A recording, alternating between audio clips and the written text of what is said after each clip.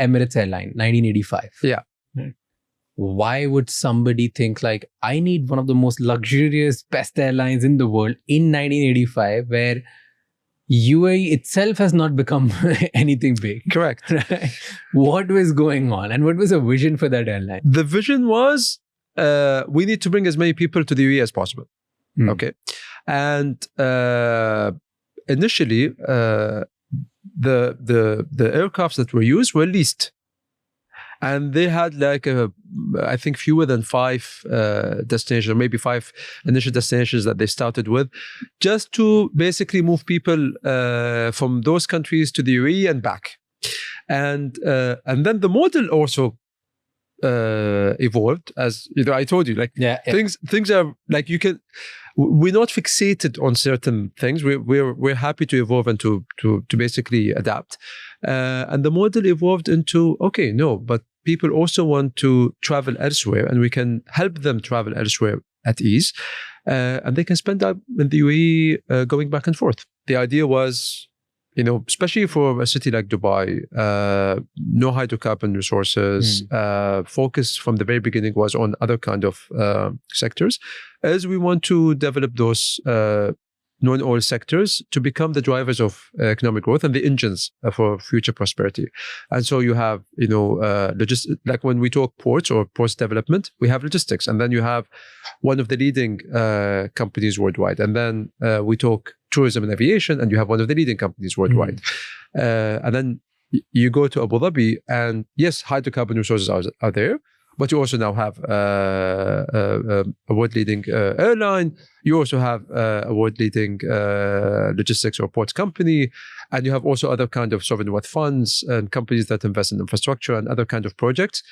And part of that investment is also creating the value chain for the UAE. So again, they all develop differently. I don't think the intention was that we want the best airline or the best ports company, but then you do the best in your field, in your country, and then you provide the same kind of service elsewhere, and you build that credibility and trustworthiness that now other countries and other people are trusting you. So it's not the obsession of becoming the best, the biggest, the tallest, the grandest and the first, and all of these things which you usually associate with UAE, right? It doesn't start like that, or does it? They're symbolic. So when we want to do something, we want to be the best at it. Doesn't mean it has to be the tallest or the largest or the fastest or whatever. We want to be the best at it. But the intention is to have those unique selling points. So Ferrari World came in and they have the fastest roller coaster. Great for them. But they are doing that, you know. We're not doing that.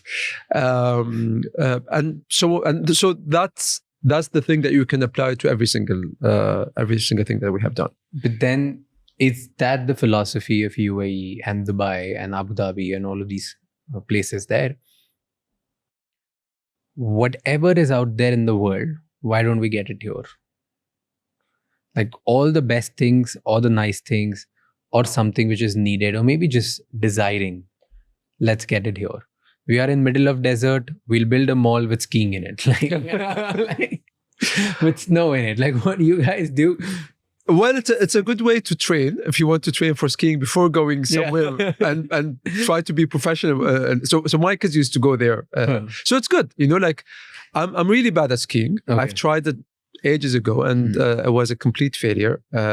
Thank God no one got hurt because I was crashing to everything. But like that was one way for my kids to pick it up.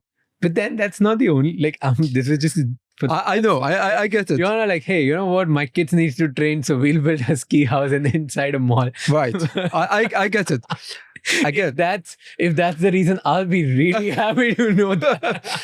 Unique selling points, something special, something different. Again, anyone can build malls, right? But is it like we'll build, they'll come? Yes. And now... So the initial model, yes, part of the model, the development model was we will build it, we will create it, we will have it, and people will come. And now, in certain aspects, supply is not even catching up with demand. So it now became the other way around. There are too many people coming, too many people who want to live in the UAE, and the real estate projects, for instance, are barely catching up. Yeah. Which is why prices are going up, the rent is going up, etc. You're telling me now there's more demand than supply? In terms of people are very... In real estate projects, this insanity in real estate projects everywhere I go. Yeah. Whether it's Dubai or Ras Al Khaimah or Abu Dhabi. Yeah. I visited these 3 places. Everything is getting developed by the biggest of the biggest names in the world and new people. Everything is just getting made. Who's going to live in these houses? Like, there's so many of them. Isn't it oversupply? Let me give you an example. Also a specific example. When I first came to India, obviously we nominate individuals for the Golden Visa, and one of the individuals that we nominated, like solid profile, businesses and so on.